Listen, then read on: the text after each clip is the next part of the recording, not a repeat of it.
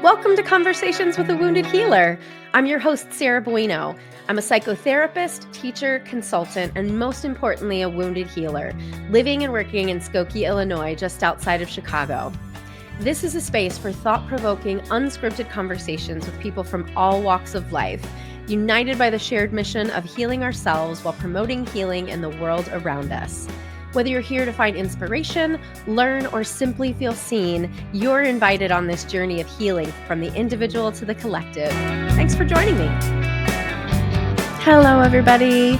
Welcome to the video version of Conversations with a Wounded Healer. I'm really happy you're here, and I'm just feeling really tender right now. I have a dear friend who is having a really serious crisis, and I'm trying to support them through it. I am going through my own transitions right now. It feels like I'm sort of, I don't know, it's like I'm learning to think in a new way, and it's making it really hard to communicate in a way that feels like it makes sense. And obviously there's a lot going on in the world. I don't need to tell you that, even though I am recording this at the end of September. By the time this comes out, I have no idea what will have happened, but I'm guessing that it's not going to get that much better anytime soon. But today's guest is somebody who is trying to make a very serious contribution to the positive changes that need to happen in the world. And I wanted to share with you before I even tell you anything about the episode. So Michael Sykes is our guest today, and he has written a workbook called Easy Equity. You can see it right here. And there's a bunch of stuff you can do. And let me read to you the intro, because it's beautiful. There's so many things he's compiled in here to really help you take care of yourself. And what I see he's trying to do is help you build capacity so that you are able to do the equity work that needs to happen in the world right at this time. So let me read to you what Michael wrote here. I created Easy Equity because I knew it would be much more than just a mere offering to the world. It is a profound reflection of my innermost being. Within the depths of this creation lies a glimpse into my heart, mind, and spirit, a true representation of everything that resides within me. Easy Equity is my attempt to capture the essence of what is often unexplainable and to convey the truths that I hold dear. It is a manifestation of my vision for a world that is free from harm, healed from its wounds, and brimming with a positive and affirming future. My desire for Easy Equity is that it will establish an intimate connection with your authentic self, providing an invaluable support and validation that resonates at all the frequencies of love. How could you not love that? So go get Easy Equity. Here, I'll actually put the QR code up for the video for you to see. Oh, will this go? Let's see. Doot. Maybe there. I'll leave it there for a second. But we'll put all the stuff in the show notes and whatnot. So let me tell you a little bit about the conversation that we have. We start off talking about what's going on with men these days and the challenge of being a heart-centered man, which Michael absolutely is. And he used to see vulnerability as weakness. And he talks a lot about his grandmother and her superpower of supporting others, and how really thinking about her is what keeps him rooted into his values. We talk about internalizing integrity and how we individually came to that and our own level of self-love.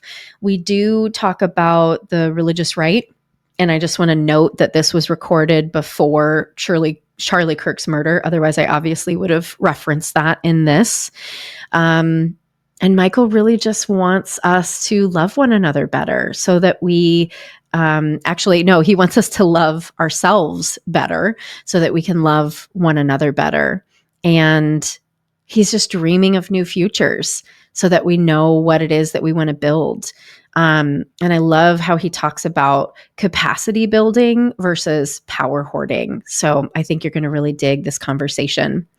And I'm excited that I have a new partnership, a podcast sponsor, the Therapist Network. It's a global community of forward thinking therapists committed to building inspired careers together.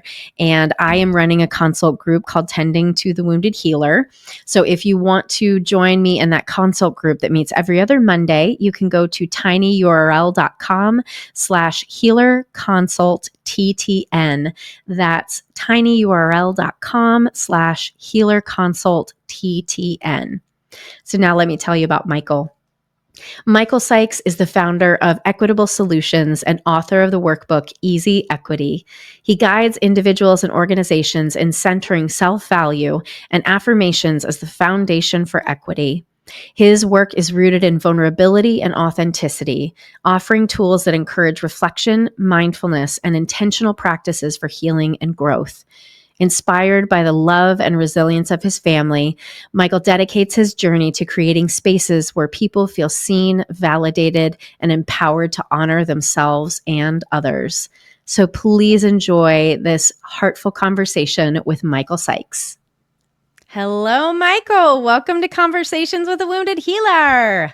What up, Sarah? Thanks for having me. Just like I said right before I started recording, I have no idea what is going to come out today, but I have all 100% faith that it's going to be cool as shit. So I'm pretty sure it's going to be amazing. Yeah. So just to orient listeners, I like to tell people like how I find my guests. So you and I met in a Right Use of Power, like we were talking about starting a program around personal power, and it hasn't come to fruition yet. It absolutely will. Like just, being on the inside at Rupee and knowing all the shit we're working on, it definitely will. But I just remember like really connecting with you and really connecting with Nora in that group. So Nora's going to be a guest as well. Okay. And so I was like, what better way to hang out and like share space together than to have you on the podcast? Yeah. During that meeting, like I'm pretty good at sensing people's energy, and I was just like, ooh, Yeah. I like that. Ooh, I like that energy. Like that matches. And I was just like, yeah, I'm gonna reach out and say hello. I love your voice. I love what you're saying. I believe in what you're saying. So like the feeling's mutual. awesome. Cool. Well, tell listeners what do you do in the world? Who are you?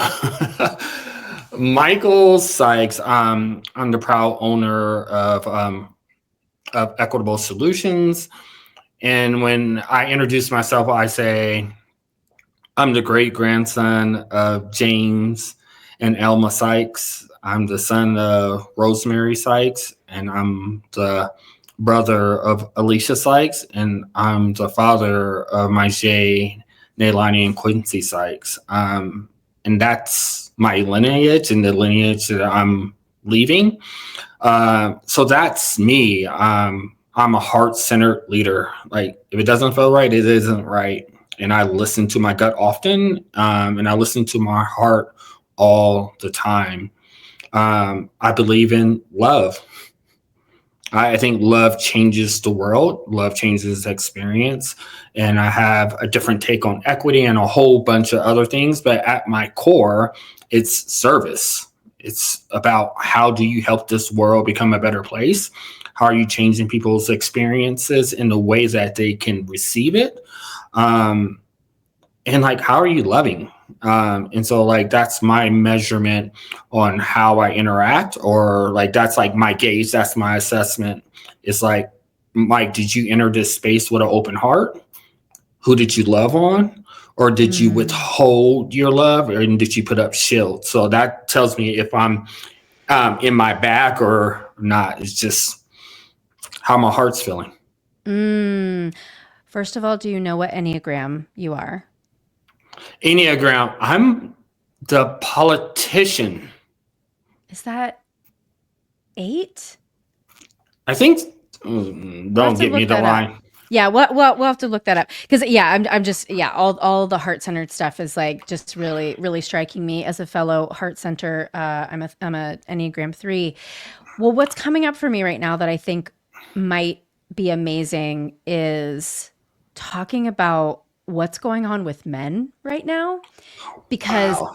as I hear you, so my husband is also a social worker, a very heart-centered person. You know, we've talked a lot about like I'm the masculine one in the relationship and he's the more feminine one, and how much he has struggled to connect with other men because of his heart-centered energy.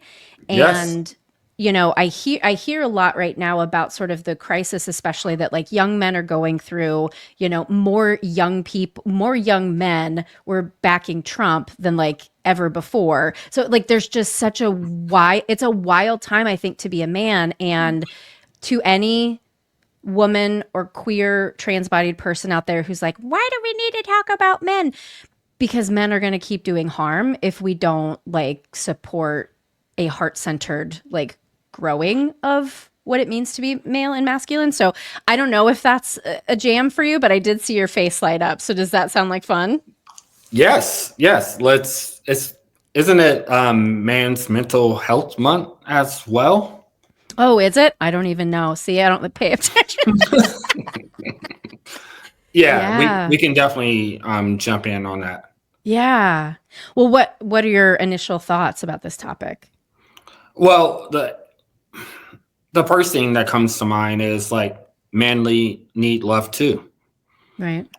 Oftentimes society is saying men have to be tough, this toxic masculinity, don't ask for help, pull yourself up by your bootstraps, like all this stuff that isn't true. I think Mm-hmm. I was reading something. There's also studies that say men are more emotional than women. It's just not accepted. Right. And so when you're talking about your husband and saying connecting with men that are emotional, like I understand that 100%. I used to think my gifts of being an emotional being were weaknesses, and I was so Mm, frustrated with being so empathetic. Like I feel people's emotions and things. I can instantly put myself in their position. I can feel that feeling. I would right. always do that. So even like today, not even today, but my daughter and I, we're watching shows and we hear things and we hear songs and like we look at each other and we're both teared up. And I Oh, and I used to hate that. I used to cry so much when I was younger wow. because I was just like, Mike, what is this coming over you? But like now, that's my superpower. I'm in touch with the world. I'm in touch with people's emotions. I'm in touch with my emotions. So as you're saying this stuff about more men, young men back in Trump, like I see people that don't know themselves. They're not in Oh God. touch with Yes. themselves and hustling to be seen in different places. So if I do these things, now I'm cool versus I know who I am and I'm not shackled or contained or paralyzed in somebody else's reality. I know who I am. I'm going to walk my walk regardless of who comes along with me, not doing things to be seen, liked, or to be cool. I'm going to walk in my power. I'm going to Yes. walk in my why. I'm going to walk in my purpose. And that's what emotional intelligence is to me. Ugh. And this is a very big question, and probably there's not one answer for it, but how? How did you flip it, right, from seeing it as a weakness to a strength? How do you connect to your authenticity? Like, walk us through part of your journey. How did I flip it? Well, like when I say I'm the son of Elma Sykes, that's my spirit in my heart. And she was a registered nurse and she supported elderly people. Mm. Um, Quick story, I used to go to Chicago when I was 6, 7, 8. My sister's 8 years older than me. So when we get to Chicago, she's like out in these streets. Like Mhm. Chicago's hustling and bustling. Mhm. It's a thing. So all my family's from Chicago. Like I'm from Denver, but she's from Chicago. But when we would go there and spend the whole summers, I would be with my grandma because my sister was out. And my sister and my grandma would go to all these elderly people's house and support them and wash them, bathe them, and all these things. But when she entered the room, you can literally see light to start to illuminate from them. And so I'm like, what is going on? So listening to their stories, having conversations, taking care of their hair, doing all this stuff. And I'm just like, how is she doing this? She's like a superhero. So at the end of the day, I was like, Grandma, how did you do that? You're like a superhero. Like, how do you illuminate and bring the light up to like shine? How do you do all that stuff? Yeah. And she's like, Mike, that's not me. It's not only me, it's you. You're meant to serve, you're meant to bring light. So to answer your question, like the more I tried to live in toxic masculinity, the further I went away from my grandma. So when I'm connected with her and living in my heart and my why, I'm closer to her. And so when I'm start doing the things that don't serve the world, that cause harm, I'm further away from her. And when I'm away from her, I'm not living. So that's one of the things that helped flip it. That was like my gauge. So I'm just like, ooh, do I feel her energy? Do I feel her spirit? No, then I'm off. I know I'm off. But when I can sit, I'm like, ooh, I can feel her running through me. I can feel that coming out. I can feel her presence. I can feel her voice. Then I'm on point. The other thing I did was I wrote a book and it's called Easy Equity. And it's about going on your first equitable journey, which is how you value and validate you. How you love you matters. So it's 20 chapters / skills / supports and supporting you with loving you. And I think a lot of times people are doing all these things because, like I said before, because they don't love themselves and don't know who they are. And once you have self-love, unapologetic self-love, you can walk in all your truth. And so it was a process, and I had to look in the mirror and realize some things that I wasn't. And I had to realize I caused harm. The turning point is when I looked in the mirror and I realized I caused harm to the people I love most. And I didn't like what I saw in the mirror. And there's some shame. There's a lot of stuff that came up. But then I kind of realized, like, this is you in this moment. You have the opportunity to rewrite your whole narrative. And so that became excitement. I was like, oh, if I was okay father, okay husband, okay brother, okay son, like doing what I was always doing, if I improve me, everybody else benefits. Yep. So I was just like, all right, I'm going to be the best version of Mike Sykes possible. And in my remnants and my energy will, like, in a sense, through osmosis, like improve everybody around me. That's literally like exactly the thing I think about. Like, I am voracious about my self-work and like digging into my own trauma and being my most authentic and grounded self.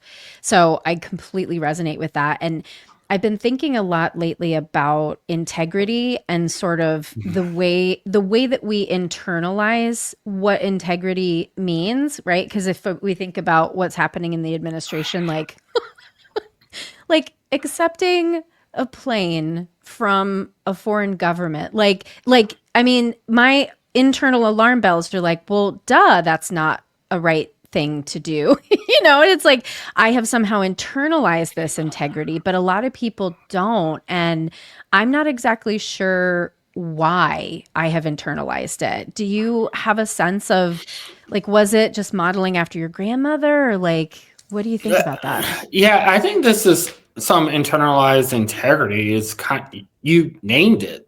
Like, you're voracious in how you work on you. And so, like, a lot of times, like, I see how people treat themselves. 80% of self-talk is negative.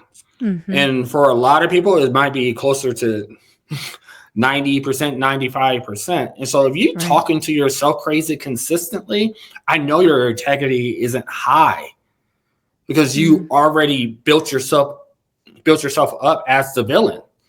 So when you don't love you, you're susceptible to any and everything. Oh, so I can make an excuse why I can take a plane, or I can cheat on the test, or I can do this. Or I already don't like you. I already don't like you, Mike. What's a little bit more? I'm just going to talk Mm. better about you. Versus when you know who you are, when you love your essence, your soul, your mind, body, and spirit, you have some boundaries. It's like, nah, I can't do that because that doesn't align to who I am. Yeah. Oh, I can't do that because that doesn't support me where I'm trying to go. Oh no, I can't do that because my grandma would be looking at me crazy. So like when we're talking about integrity, it's just like when I see people doing things that cause harm, that aren't showing integrity, it's like a red flag of like you don't love yourself with fidelity. Yeah, you're helping me because as you were talking, I was sort of thinking through my process, and the listeners who've been with me forever know like my process of self-love was a really long it's a really long journey, because hating I yeah it was easier as a child to hate myself than it was to really recognize the pain that was going on in my family. And so that was just sort of the way I learned how to be in the world. And when I was out of integrity, usually the choices that I was making were because I did want to hide something about me, Mm-hmm. or I wanted to appear differently than I was, or I was desperate to be loved in a certain way. And because Yep. I've thought about this a lot, because in my 20s and my early 30s, I had so much shame about my behavior, and my behavior was bonkers at times, let's be honest. And it was all in service of like being loved and being accepted and whatnot. And as at I think you're right, like sort of the inversion of like the more I was able to love myself and or just trust, like even if I wasn't getting the recognition or the love from the outside that I thought I wanted, if I could just hold steady and just like trust in myself enough, then it shifted. And now my behavior is aligned with my integrity, the way I want to be in the world, because I'm not so afraid of what people are going to say about me. And it's like changed my whole it's made life so much easier. Yeah, like I love the hold steady. It's like trust the process. The first chapter in Easy Equity is gratitude for self. Not you as a parent, not you as a spouse, not you as a Yeah. son. Like, what do you love about you? What are your superpowers? And when you can do that consistently, you can start to change a narrative. So you do it for one day, it's 5 things that you love about you. You do it for a week, it's 35 things that you do love about you. If you do it for a month, that's 140 things that you love about you.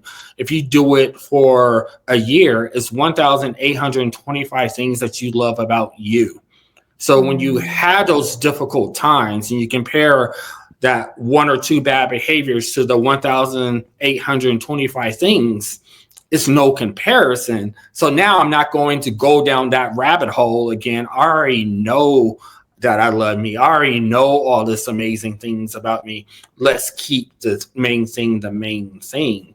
And so, like, those are some of the reasons I wrote Easy Equity, to do exactly what you were just naming. It's like sticking with the process and to Mm-hmm. recognize your worth, that in your and to know that you're enough. And you don't have to do anything to have worth, to be enough. You're inherently worthy. You're inherently enough. Not because of anything you do, but just because you're breathing. You're enough. So when you know that you're enough and you can affirm and value and validate that you're enough, now you're not worried about what other people are saying. I don't need you to tell me how amazing I am because I know I am. So Yeah, now and I can move different. I want to say to anybody listening too who has a trauma history, because there are those of us who like can hear the words that you're saying and can believe you with their head, but in their hearts they don't understand it. And because I was that person for Hmm. sure. And I just want to say to folks, like, a place, this is a place to start. Yes. And you just got to do your developmental trauma work on that, because like when that feels inaccessible, that means that there's a part of us that has a commitment to self-hatred. And Hmm. it's not until we can release the bind of self-hatred that we can actually believe this is true. I was literally having a conversation with my friend Mashera yesterday about like being raised by fearful people who continued to say like things that we were proud of, like, oh, you should be scared. Like my silly story is I was training for a marathon in my 20s, and when I ran 10 miles for the first time, I was so proud of myself because I'd never Hmm. done anything like that. And I called my mom and I was like, Mom, guess what I did? And she was like, you know, people die from running too much, don't you? And in that instant, I was like, oh, no wonder I've had a really hard time being proud of myself, because every time I was, there was something to be fearful of, or I was told that I was too narcissistic like my father. And so be like, one of the antidotes to shame is self, like, pro being pride is what one author calls Yep. it. And that's like, I have worth just because I exist, and it's okay to like feel excited about that. Yes. Yes. I love that. And like, I would say it's a journey, right? And so I'm coaching a person and they were like, I did gratitude 2 days and then I missed 2 days. I was like, I don't care about the two. Celebrate the Right. three. Right. Celebrate that. And it's just, oh, I wrote the same thing over and over again. I was like, I don't care. You wrote it. And Right. so everything that you do that pours into you counts. It Right. counts. So, like, oftentimes we're focusing on what we don't do versus what we are doing. And so, Right. like, those are the things that we celebrate. So, when you run a marathon, that's a celebration. If you did 10 miles or a miles or 10 steps, that 10 steps is more than what you've done before. Celebration, which also goes into the other part when we're dealing with parents or friends or spouses or whatever is another chapter is let go to grow. Sometimes we're carrying the insecurities of other people, Mm-hmm. like Right. a Right. backpack or weighted vest, and we're Mm-hmm. wondering why we're sluggish, Right. why we're tired.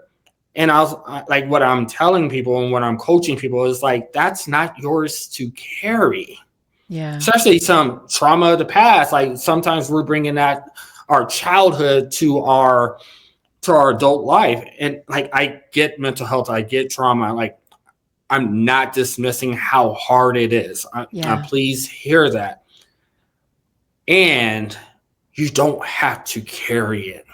At least Right. don't carry it all the time. So when you're talking about those moments of celebration and happiness, Mm-hmm. celebrate that moment, that accomplishment, like it was like your birthday.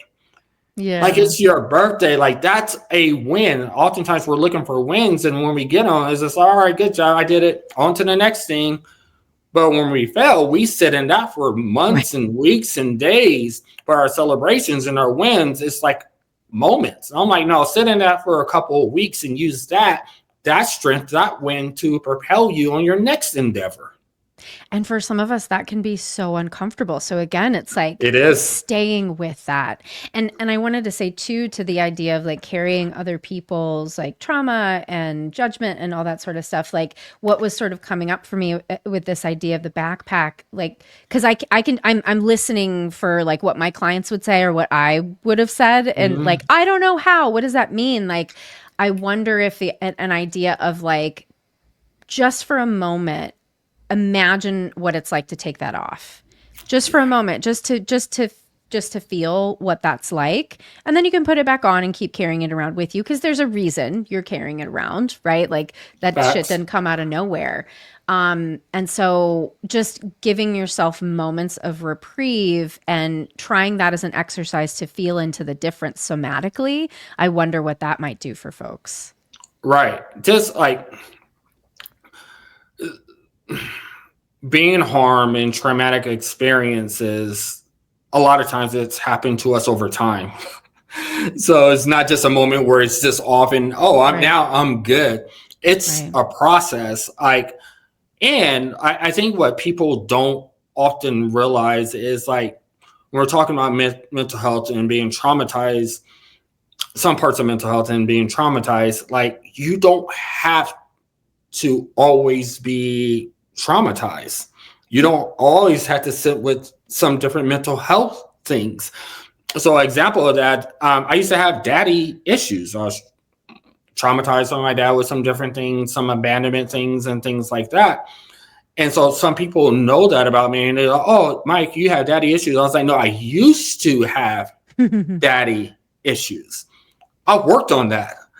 I don't carry that with me in anymore. So like that's not something I carry. So I'm not going to put that backpack in on anymore. Like, and I'm not going to let you try to put it on me either. I've done the Mm-hmm. work. I went through the journey and I've healed.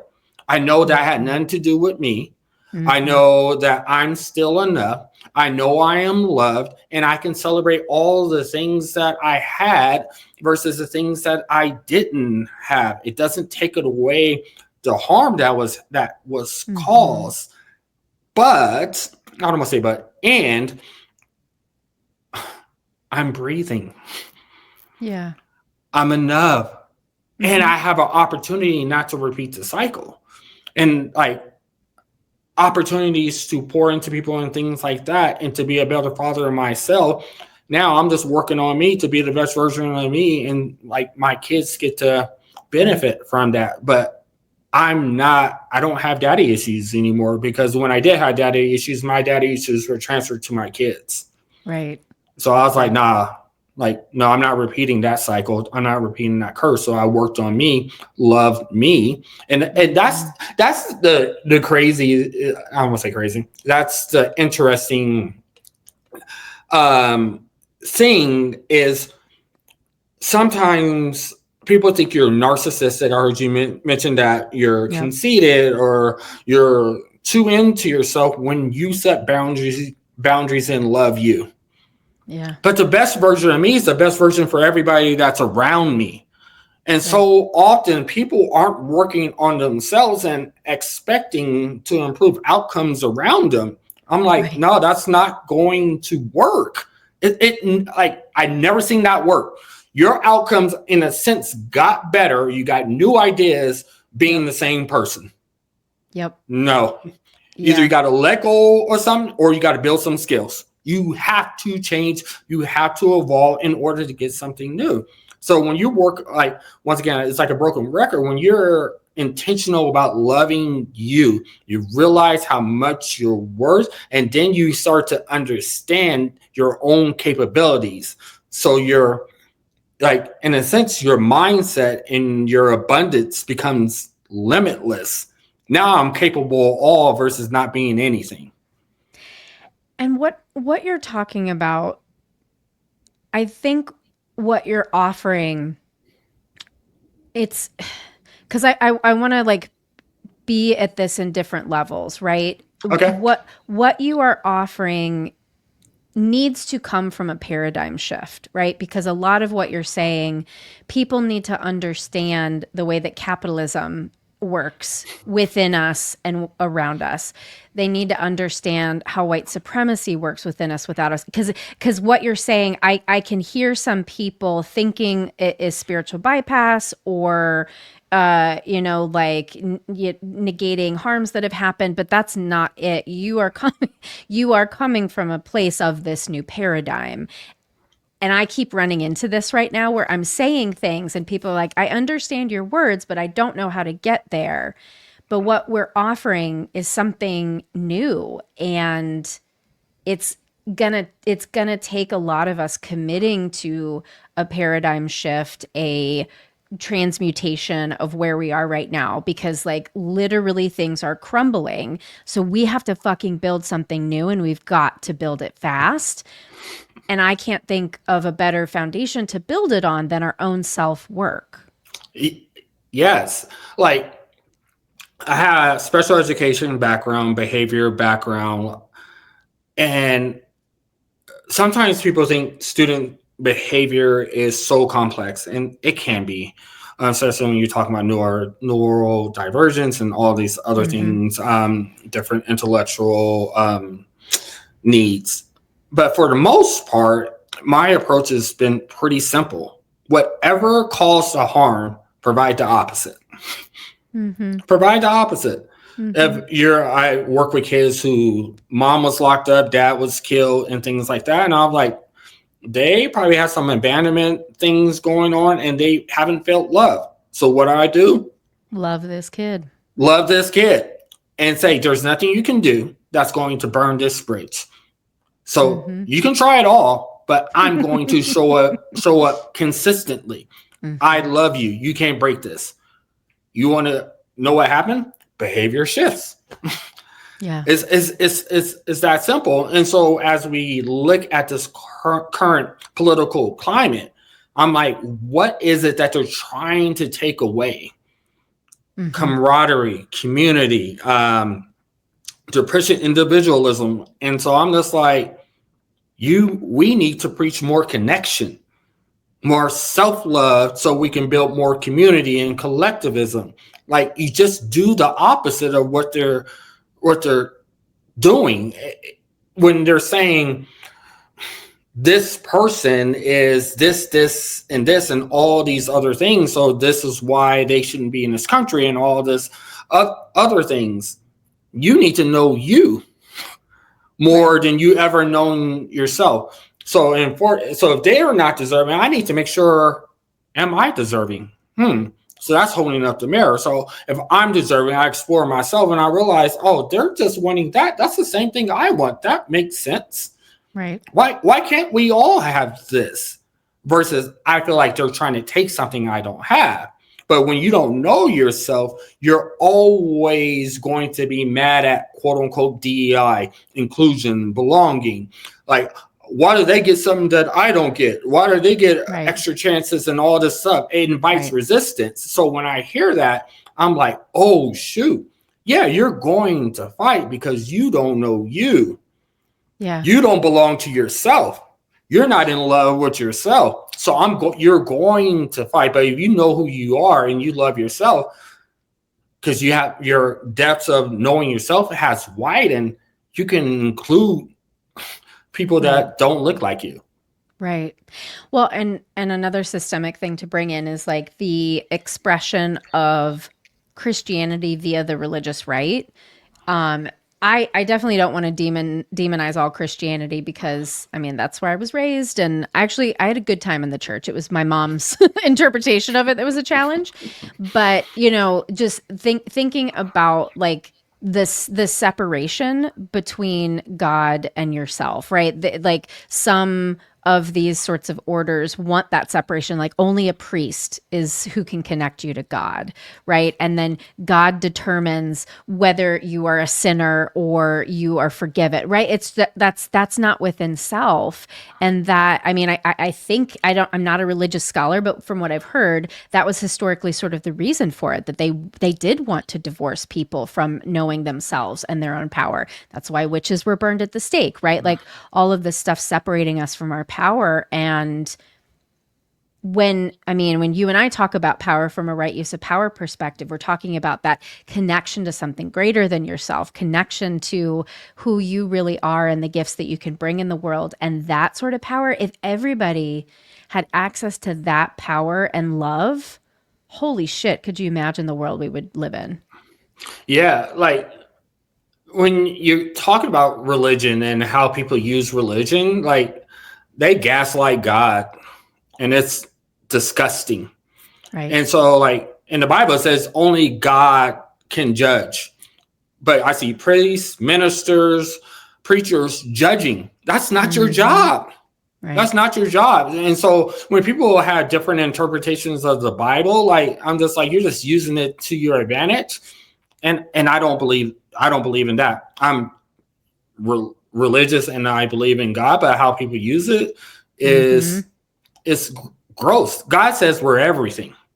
We're Right. anything that we deem ourselves able to do. And so when we have faith and we do the right thing, then good things transpire. But we have a lot of people that are quote unquote leaders of faith that ain't walking the walk. And That's the thing. so Yep. it's just like it's fake. It's fake in a way that is causing so much harm, and use different words of the Bible and Yep. twist it and do all these things, just like people twist words of DEI or anything else. And I'm just like, Yep. y'all need to do better.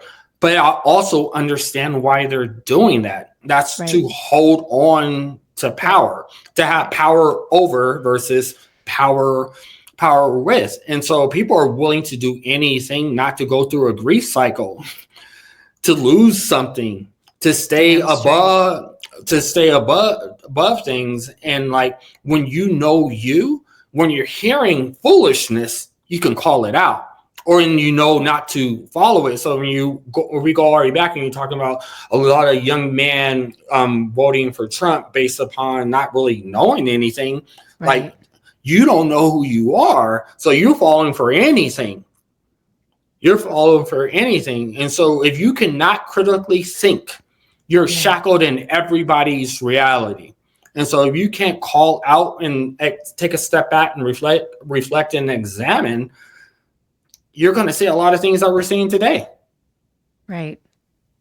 And from a like developmental perspective, that's part of the growing up process, to be able to really discern, like stay connected to your own truth and discern what's coming from the outside. Because a lot of what's happening right now, especially like on the left, cancel culture and ways that we've actually been using our tenets to, I think, harm people at times, it's because we're subscribing to like some person has the right way to do this thing. And again, it's divorced from that connection, that trust in ourselves. Like, I finally think I understand, like, because I used to pedestalize people. Like, it started with Brene Brown and, all these people, like, well, whatever they say is the thing that I'm going to follow, and it's the truth. Like, as I've come to know and love myself more, I can discern what feels true and what feels like ego or lack of like nuance or lack of knowledge, right? And no one person has the truth. We all have a piece of the truth. And it is our job to bring that through, I think, self-love and our self-work, right? Yeah, I love that, because when I'm coaching some different organizations or people, they're like, just tell me what to do and just Yeah. tell me what's best for me. I'm like, what's best for you is you. Yeah. You know your own truth. I can't tell you what your truth is. Then you're dependent on me in order to move forward. Right. That's not capacity building. That's power Right. hoarding. I don't want Exactly. that. And so it's like the more you explore yourself, pour into yourself, you're going to start to become innovative and creative. You're going to start to notice something different things about you, and then you're going to start to make some decisions. It's a process. It's a process, but I don't know what's best for you. I have some assumptions if you're going down a right path or some things you can do, but my journey hasn't always been good. There's been some twists and turns, and through those twists and turns, I learned a whole bunch of lessons that helped me get here. So everybody has to go on their own journey, one way or another. I can give you some directions and some arrows, but you still have to walk it. So what's best Right. for you is always you. And once you get to that journey, and I think this is what you're talking about, once we get to a certain journey and we know ourselves, then we can have an adventure. Right. Journeys are alone, adventures are together. So then we can Yeah. start going on this collective adventure on how we dismantle and disrupt, but most importantly, how we create. Yeah. What do we want to see? Let's focus on what we want to see versus the things that cause harm, or the things that we don't want to see. Let's vision dream and imagine a place, a country where harm is non-existent.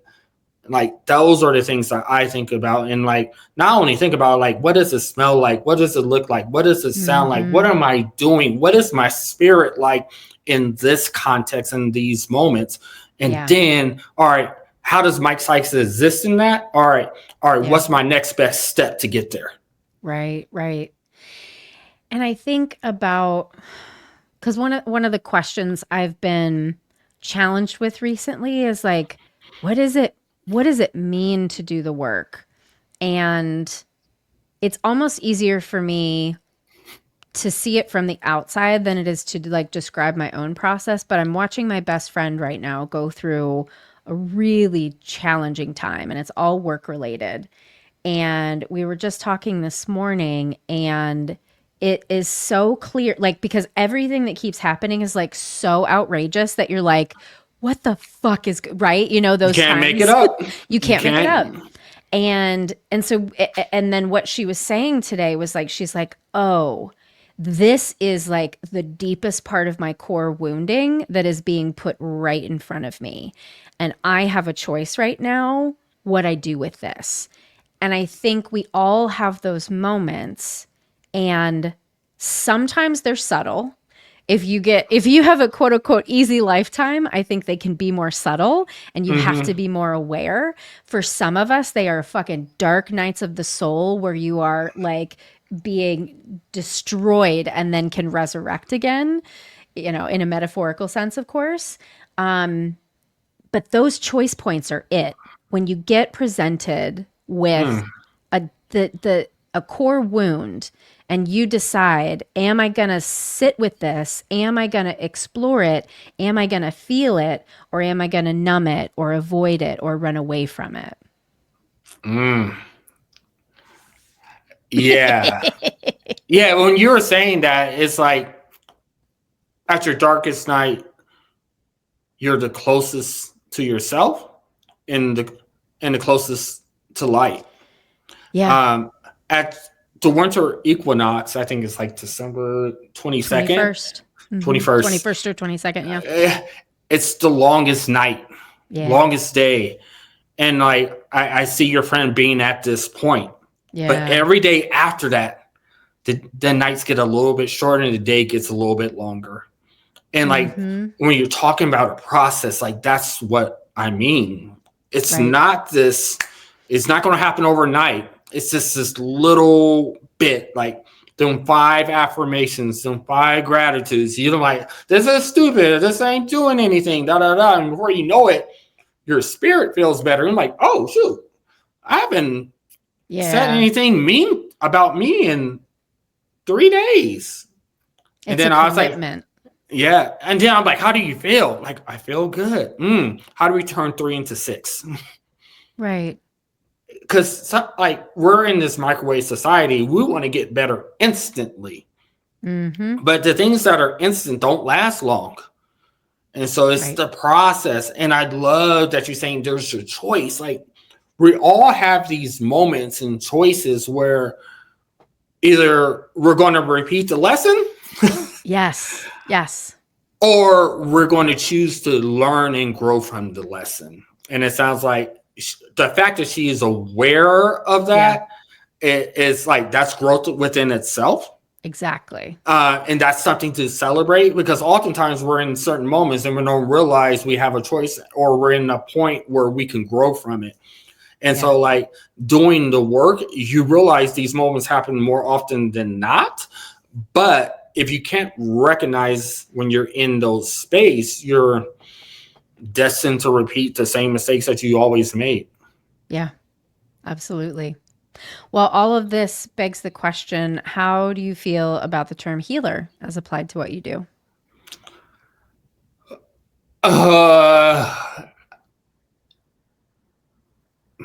Healer. I don't think I'm a healer. I think I can create conditions and environments in which people can heal. like, if I'm a healer, then you're dependent on me. I don't want people dependent on me. Like, that's power hoarding. I'm about capacity building and sustainability. So I try to create the conditions and environments in which people can make the choice to heal, the choice to let go, or the choice to pour into themselves. A lot of times people are trying to heal, but they don't got the right conditions for their energy and effort to come to fruition. Yeah.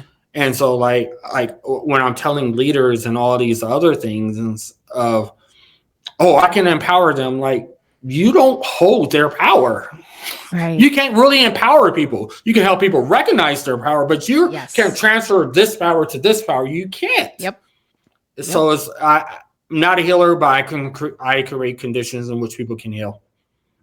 Well, how about the term wounded healer? How does that sit with you? Wounded healer.